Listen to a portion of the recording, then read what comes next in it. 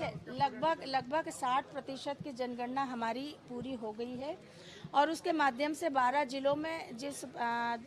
घुमक्कड़ अर्ध घुमक्कड़ समुदायों का जो जनगणना के माध्यम से सर्वेक्षण का काम हम कर रहे थे वो अब अंतिम चरण में 12 जिलों का हो रहा है, जिसको 31 जुलाई की डेट हमने अंतिम डेट के रूप में दी है और उसके बाद फिर हम बाकी बचे हुए जिलों में भी सर्वेक्षण का काम करेंगे ताकि जल्द से जल्द इस सर्वेक्षण के माध्यम से मध्य प्रदेश में घुमंतु अर्ध घुमंतु समुदाय की वास्तविक स्थिति का पता कर सकें। उनको क्या क्या फायदे देगी आगे चल के सरकार के माध्यम से? आपका क्या लक्ष्य है कि उनको क्या क्या फायदे दिए? देखिए, घुमंतु अर्ध घुमंतु समुदाय के सामाजिक, आर्थिक, शैक्षणिक रूप से सशक्तिकरण करना ये हमारी सरकार का और माननीय मुख्यमंत्री जी का संकल्प है और इस दृष्टि से जब एक स्पष्ट डेटा हमारे पास सर्वेक्षण के बाद उपलब्ध होगा तो स्वाभाविक रूप से उनके आर्थिक दृष्टि से मजबूत करने के लिए भी सरकार कदम उठाएगी। उसके बाद उनके बच्चों को शैक्षणिक दृष्टि से हम कैसे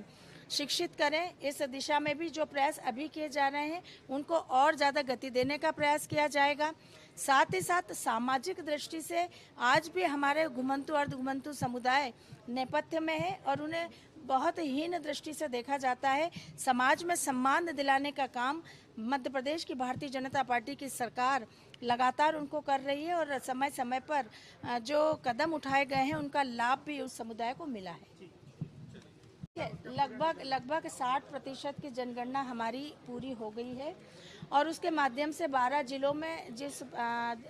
घुमक्कड़ अर्ध घुमक्कड़ समुदायों का जो जनगणना के माध्यम से सर्वेक्षण का काम हम कर रहे थे वो अब अंतिम चरण में 12 जिलों का हो रहा है, जिसको 31 जुलाई की डेट हमने अंतिम डेट के रूप में दी है और उसके बाद फिर हम बाकी बचे हुए जिलों में भी सर्वेक्षण का काम करेंगे ताकि जल्द से जल्द इस सर्वेक्षण के माध्यम से मध्य प्रदेश में घुमंतु अर्ध घुमंतु समुदाय की वास्तविक स्थिति का पता कर सकें। उनको क्या क्या फायदे देगी आगे चल के सरकार के माध्यम से? आपका क्या लक्ष्य है कि उनको क्या क्या फायदे दिए?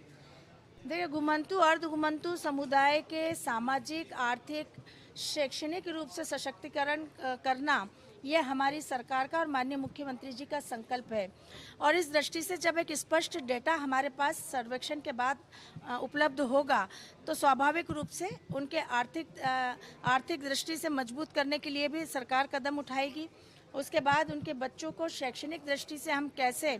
शिक्षित करें, इस दिशा में भी जो प्रयास अभी किए जा रहे हैं उनको और ज़्यादा गति देने का प्रयास किया जाएगा। साथ ही साथ सामाजिक दृष्टि से आज भी हमारे घुमंतु अर्ध घुमंतु समुदाय नेपथ्य में है और उन्हें बहुत हीन दृष्टि से देखा जाता है।